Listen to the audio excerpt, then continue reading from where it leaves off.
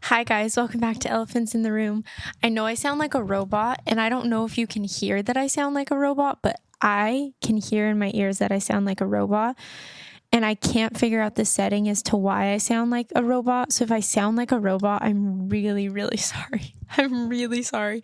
As you guys can tell, I am not in my normal recording space. This is by choice because I am back in LA. I'm back home, I guess you could say home, even though it doesn't necessarily feel like home yet because I travel so much and I haven't even really been here to settle in or feel like it's my home. But I'm technically back home, which is exciting. But I I decided today, for whatever reason, I was like, you know what? I'm actually going to record it outside just because I felt like, I don't know, I just wanted the fresh air, and I don't know, I just didn't want to be closed into my apartment. It's small and it's a little studio, and even though I love it, I kind of just wanted a different feeling. So I was like, I'm just going to record outside. I don't really know what I'm doing. It's funny because I've had this podcast for 8 months now or something, and I still, every time I go to record, the technical side of things stresses me out so much. The talking doesn't stress me out because I'm good at talking too much, but the technical side of things stresses me out. I feel like I'm going to have a whole panic attack every time because I feel like something goes wrong that I didn't know could go wrong because I thought everything that I already knew would go wrong. Anyways, yeah, pray for me. I'm clearly mentally feeling a little weird, but it's fine. Anyways, there's a bug on my phone. Oh my gosh. I just got it off. I'm filming on my phone. I actually have a camera, but I prefer the iPhone. I prefer the iPhone camera. I don't know why. It's just better to me. I'm just a very simple gal. I like to not overcomplicate those kind of things. I overcomplicate everything else, but I don't technology is scary. Anyways.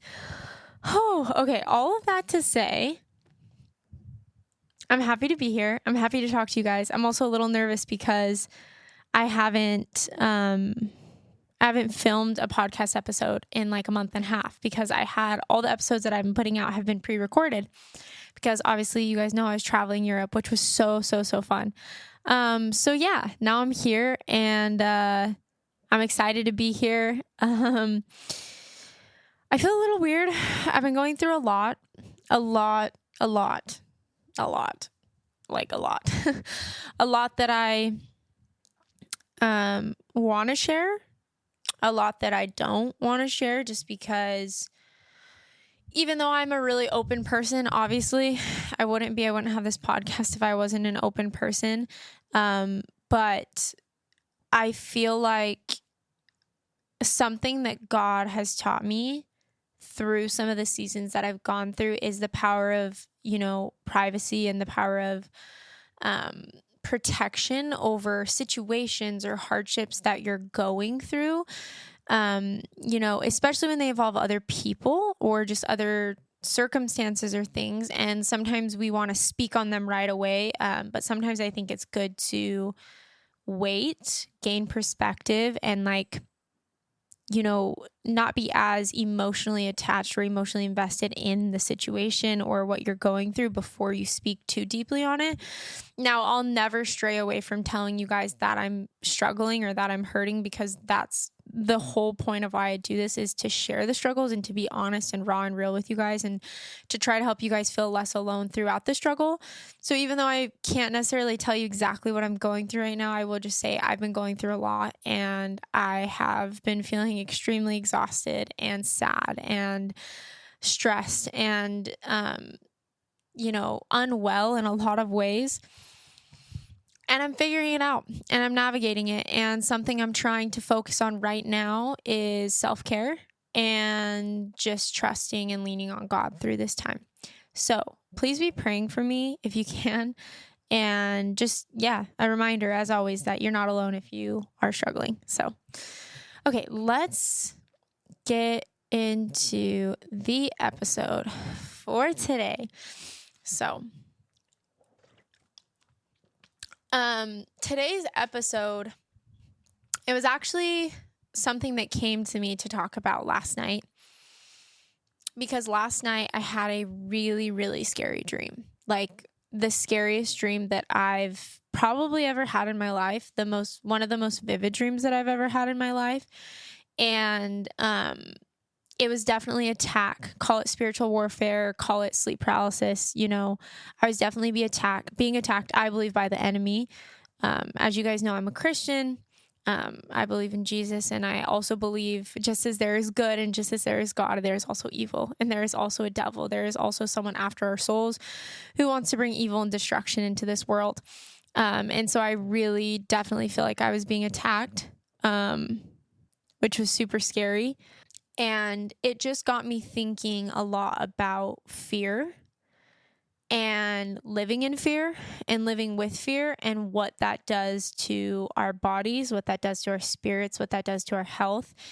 And so I don't want to get too much into it today in the sense of like, there's so much to learn and there's so much to talk about in this.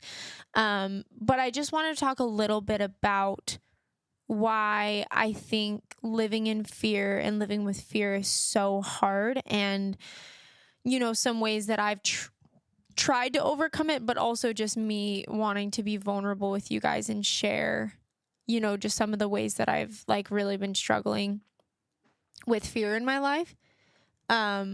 So let's talk first about fear. So fear is an unpleasant feeling triggered by the perception of danger, real or imagined.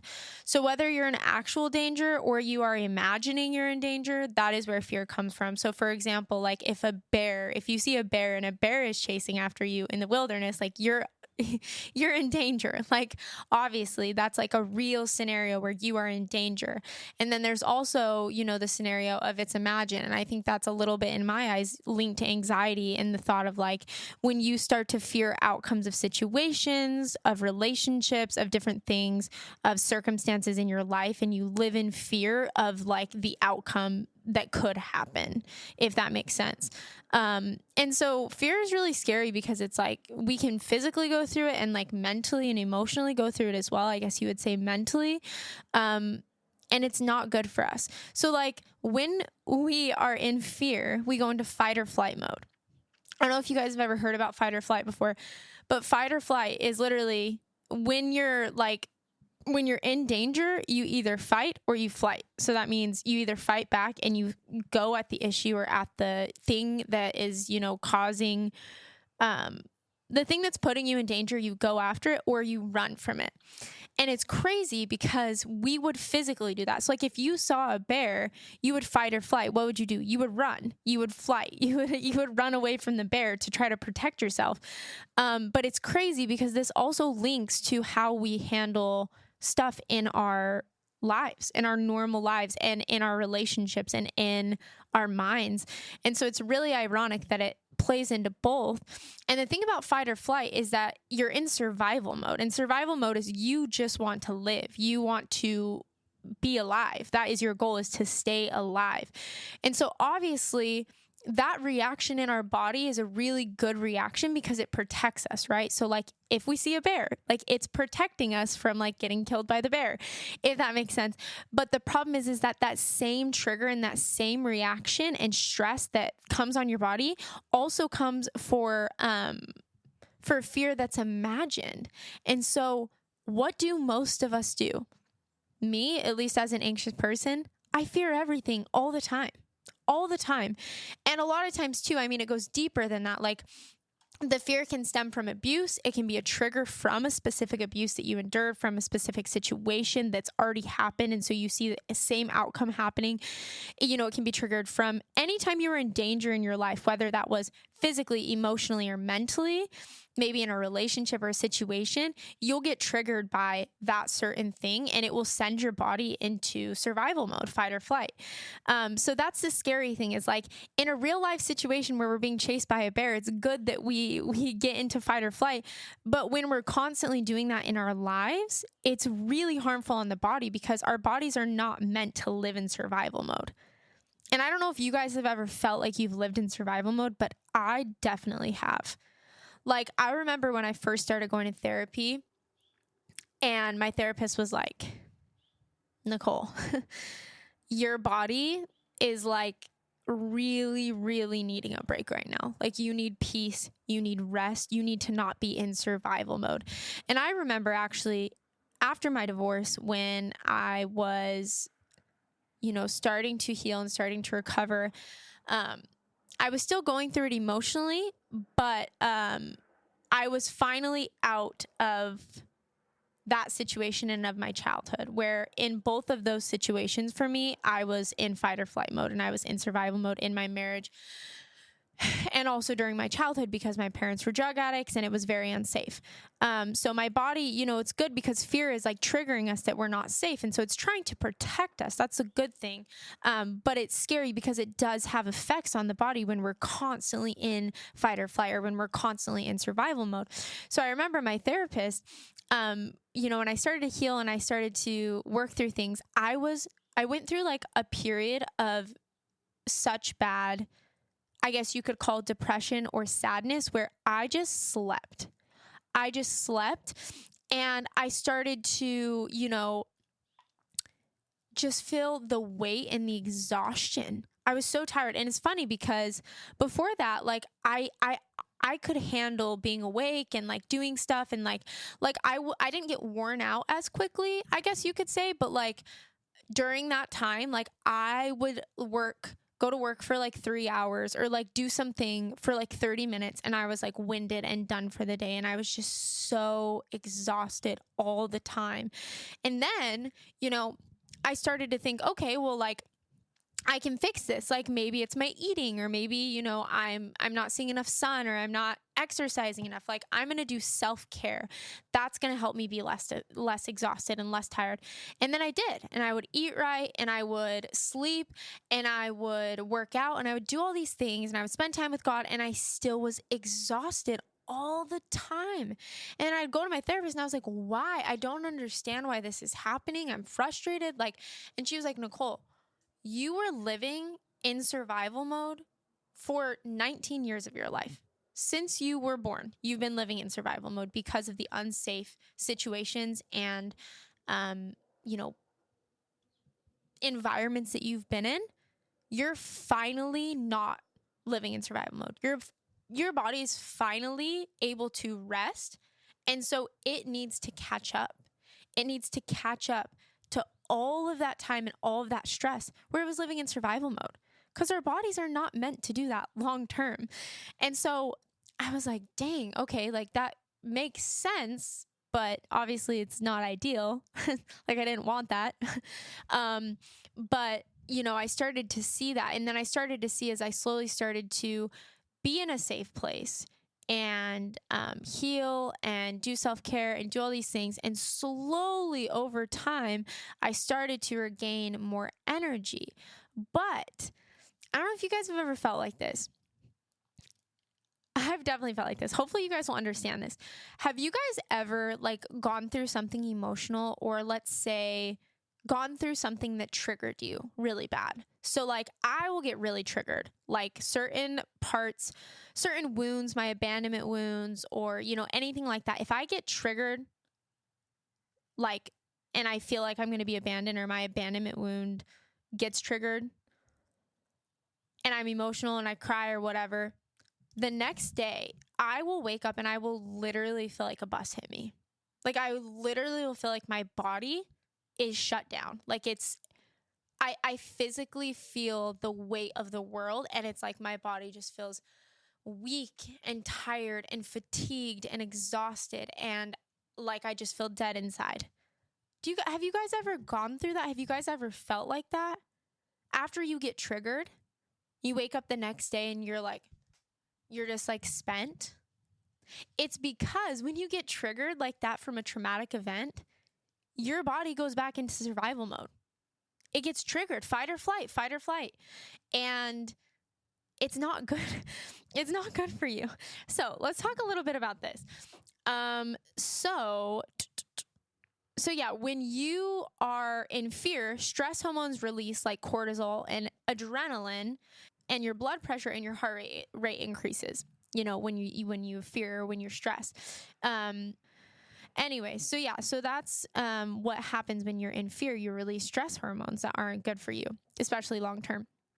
And then when you're in a constant state of fight or flight due to stress, this is technically called sustained sympathetic tone, and it can cause problems including exhaustion and fatigue.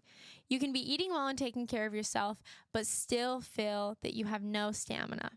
And when I was researching today about the episode and about fear and about survival mode and all these things, I read that and I was like, oh my gosh, that was literally me. And so like, if you feel exhausted all the time, and no matter what you do, no matter how many workout classes you do and how much you eat healthy, good foods and you sleep, if you just feel exhausted all the time, you may be living in survival mode, or you may be recovering from spending a good portion of time living in survival mode from a traumatic event that happened to you. And so your body is literally recovering and catching up to protect itself and to heal itself. Like your body, it's so crazy. Our minds, we can trick our minds into thinking that we're okay, and we can trick our minds into continuing to move, but you can't trick your body. I don't know if you guys have ever read the book. I haven't read it, but I've heard about it, and it's The Body Keeps Score. Like your body will get worn out. If you are putting it through emotional distress, traumatic events, abuse, emotional abuse, physical abuse, anxiety, stress, if you're putting yourself in toxic situations or putting yourself in a place where you're not safe or you are in fear, whatever that is, your body's going to keep score of that. Your body is going to need to catch up to all the trauma and all the pain and that it caused. Like your body is going to be worn down and worn out. And that's just a reality. And again, I'm not a therapist. I'm not a psychologist. I'm no professional. I'm just a girl with a lot of trauma who is just sharing. But like, these are things that I've learned. So forgive me if I say something wrong or a term wrong or anything, but I'm just trying to share what I know. So yeah, if you've been feeling like that, guys, I want you to look at your life and I want you to see if you are currently in survival mode. I want you to research about it. I want you to research about what triggers you to become, susceptible to that and what pushes you to go into survival mode and how you need to get out of it. There are things that you can do to help with fear and stress, which are things that lead you to go into survival mode. There are things you can do. There are practices you can do. There are habits you can do. There are a lot of self-care things you can do. There's deep breathing. There's praying, spending time with God, reading your word. If you're a Christian, whatever it is that calms you down and that makes you feel peace. There are a lot of things to self-soothe yourself and to help you with fear. You can try to practice being in the moment. Like I said, breathing, all these different things. There's a lot of things you can do. But let me tell you something. You can do all of those things, but if you are continuing to let yourself be in a situation, whether that be a toxic relationship, a toxic friend, toxic parents, anyone that's emotionally or physically abusive, if you are continually putting yourself in a situation where you are not safe, it doesn't matter how many little things you do, your body is going to be living in fear and living in survival mode. And it's going to have long-term effects. So before you look at all the little simple solutions to help, you need to look at the bigger picture. You need to look at the situation you are allowing yourself to be in. And if you are in an unsafe situation, if you are in a situation where you are continually in fear and you are continually unsafe, you need to really reconsider exiting that situation. Now, obviously, nothing is perfect. No relationship is perfect. No situation is perfect. We all have things. We all have things we're working through. And sometimes those things manifest into unhealthy behaviors and they manifest into abuse, even if it's unintentional from people we love. But we need to be able to set healthy boundaries with those people. And if those healthy boundaries aren't working and you are still continually being abused or hurt or you are unsafe, you need to remove yourself. You need to find solutions. And listen, I'm preaching to the choir here. There are many times in my life where I have not done that. And I have let myself stay in really scary places. But I just want to encourage you guys that you matter and your health and your body matters. And like, these things are serious things.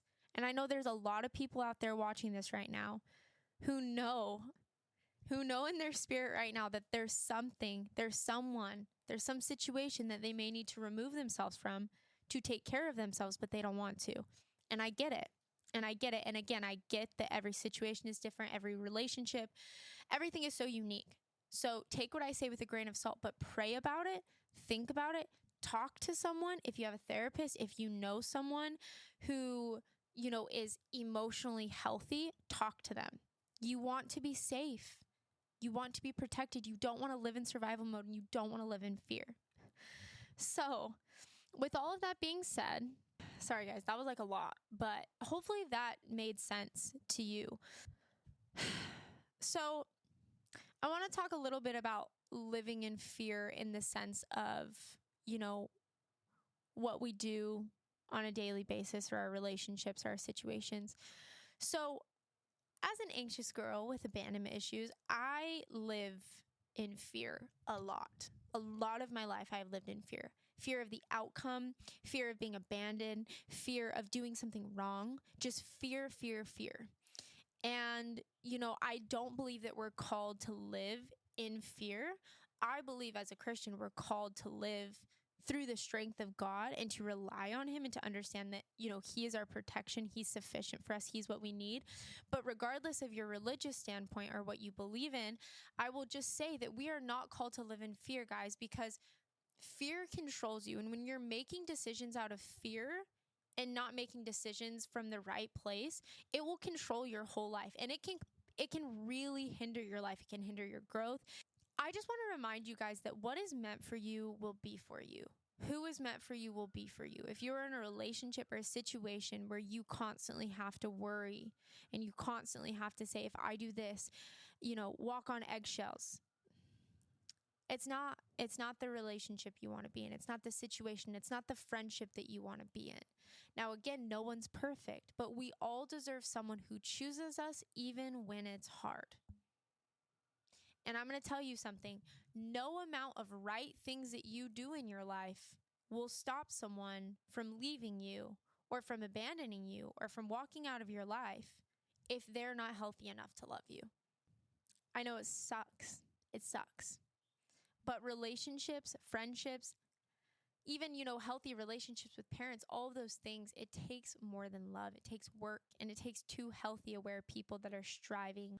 So, yeah, I just want to remind you guys of that.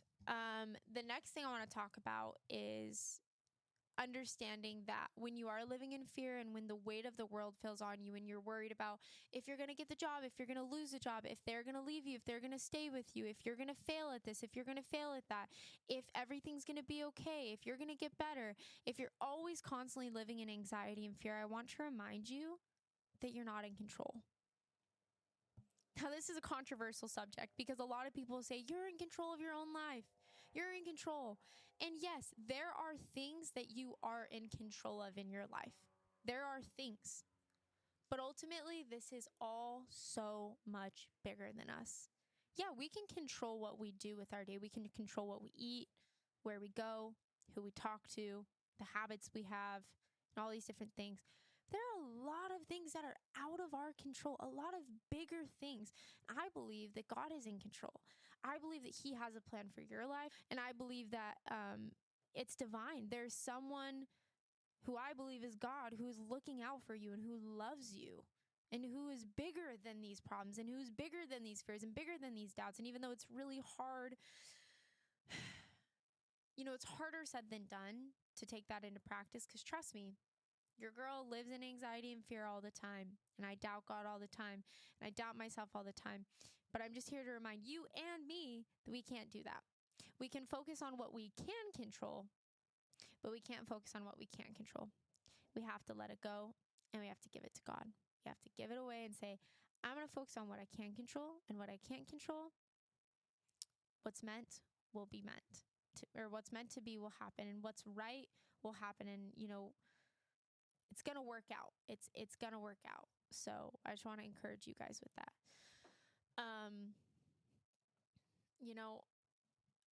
we fear a lot of things, whether, spooky dreams or, fear of being hurt, being abandoned, not being enough for someone, failure. We worry about the future. We worry about our plans not working out. We worry about not having enough money, not having enough, whatever. We worry a lot. But I have a verse I want to read to you guys. So we're going to be reading in Matthew 6. And I just wanted to read this specific verse to you guys. Therefore, do not worry about tomorrow, for tomorrow will worry about itself. Each day has enough trouble of its own.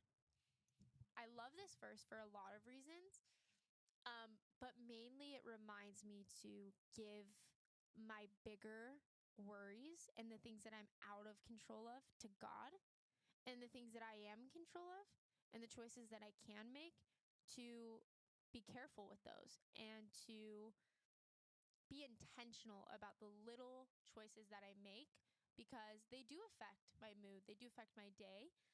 Ultimately, I trust God with the big things, and I have to, because I can't worry about tomorrow.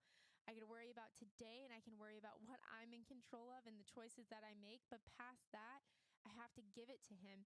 And so I love that it says, therefore, do not worry about tomorrow, for tomorrow will worry about itself. Each day has enough trouble of its own, which is so true. It's so, so, so true. And I just want to encourage you guys that,